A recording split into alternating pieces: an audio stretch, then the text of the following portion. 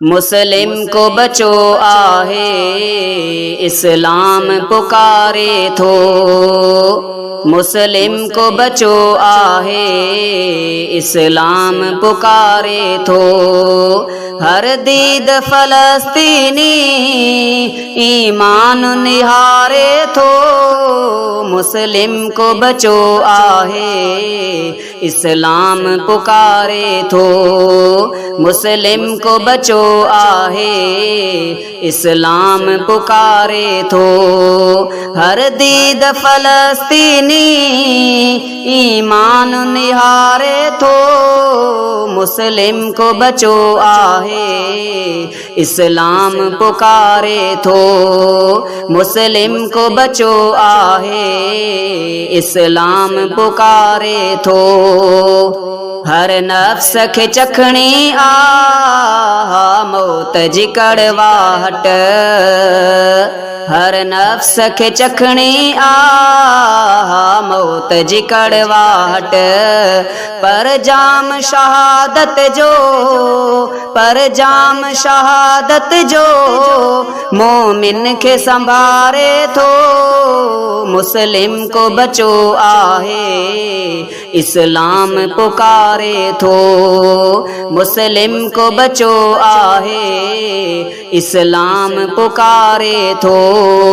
हर दीद फलस्तीनी ईमान निहारे थो। मुस्लिम को बचो आहे इस्लाम पुकारे थो। मुस्लिम को बचो आहे इस्लाम पुकारे थो। बेगोर कफन लाशा हर सिमत पया ॾिसजन। बेगोर कफन लाशा हर सिमत पया ॾिसजन। कंहिं माउ कुठी मिठड़ी को ॿार खे मारे थो। मुस्लिम को बचो आहे इस्लाम पुकारे थो। हर दीद फलस्तीनी ईमान निहारे थो। मुस्लिम को बचो आहे इस्लाम पुकारे थो।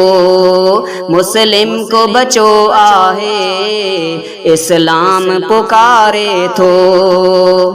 बस लुत्फ़ हयातीअ जो हासिल त उन्हीअ थींदो।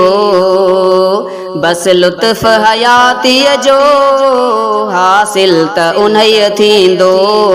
तौहीद संदो कलमो जो दिल में उतारे थो।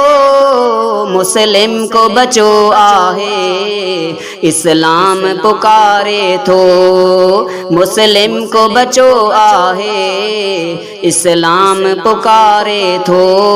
हर दीद फलस्तीनी ईमान निहारे थो। मुस्लिम को बचो आहे इस्लाम पुकारे थो। मुस्लिम न उथियो अॼु जे ॿियो केरु कंदो वाहुर। मुस्लिम न उथियो अॼु जे ॿियो केरु कंदो वाहुर। इब्लीस खे छॾ साड़े जो तोखे दुतारे थो। मुस्लिम को बचो आहे इस्लाम पुकारे थो। मुस्लिम को बचो आहे इस्लाम पुकारे थो। हर दीद फलस्तीनी ईमान निहारे थो। मुस्लिम को बचो आहे इस्लाम पुकारे थो। मुस्लिम को बचो आहे इस्लाम पुकारे थो। गफ़लत जी ग़ुलामीअ मां तूं पाण छॾाए अच। गफ़लत जी ग़ुलामीअ मां तूं पाण छॾाए अच। जागाए तूं जज़्बनि खे सच राह ॾेखारे थो। मुस्लिम को बचो आहे इस्लाम पुकारे थो। हर दीद फलस्तीनी ईमान निहारे थो मुस्लिम को बचो आहे इस्लाम पुकारे थो मुस्लिम को बचो आहे इस्लाम पुकारे थो ऐ सुहेल हुसैनी बुध हक गाल कनन सां तूं ऐ सुहेल हुसैनी बुध हक गाल कनन सां तूं अच हक जो वठी पासो मासूम को सारे थो मुस्लिम को बचो आहे इस्लाम पुकारे थो मुस्लिम को बचो आहे इस्लाम पुकारे थो हर दीद फलस्तीनी ईमान निहारे थो